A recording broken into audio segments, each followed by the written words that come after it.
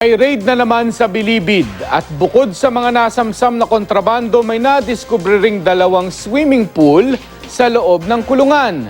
Napag-alaman ding mismong mga empleyado umano ng Bureau of Corrections ang nagpapasok ng mga kontrabando. Makibalita tayo kay Sheila Vergara Rubio. Sangkaterbang mga kontrabando na naman gaya ng flat screen TV, DVD player at sound system ang nadiskubre sa ikasyam na Oplan Galugad sa New Bilibid Prison na sinimulan kaninang madaling araw. May mga nakuha rin na matauhan at opisyal ng Bureau of Corrections na mga gamit pang sugal, mga patalim at drug paraphernalia. Sa pag-iikot ng mga otoridad sa medium security compound, nadiskubring bukod sa mga mamahaling aquarium fish at mga hamster, may dalawang swimming pool pala sa lugar. Ang isa, itinayo pa sa pinakatuktok ng isang kubol na mistulang rest house ang disenyo.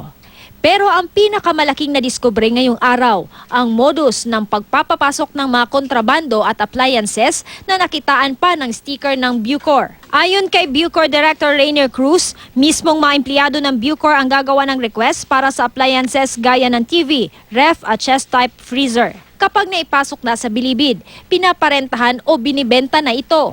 Ayon sa Bucor, magsasagawa raw sila ng investigasyon para alamin kung sino ang nasa likod ng iligal na pagpapapasok sa appliances. Wala raw silang sasantuhin at siyak na mapaparusahan ang nakikitang responsable nito. Itutuloy namin to hanggang talagang sabihin natin na zero na ang kontrabando dito. Pero sa ngayon, wala pa kami nakikitang indicator na zero na. So tuloy-tuloy pa rin itong gagawin naming galugad.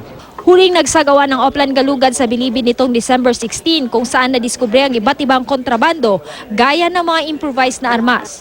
Aminado ang Bucor na hindi tuluyang nalilinis ang Bilibid. Posible raw na gumagawa ng paraan ang mga nagsasabwatan sa loob para maitago ang mga kontrabando. Lalo't isang linggo bago ito, nadiskubre sa opisina ng mga jail guard ang ilang kontrabando na posibleng ipinatago umano ng mga inmate. Sheila Vergara Rubio, Nagbabalita, Pilipinas.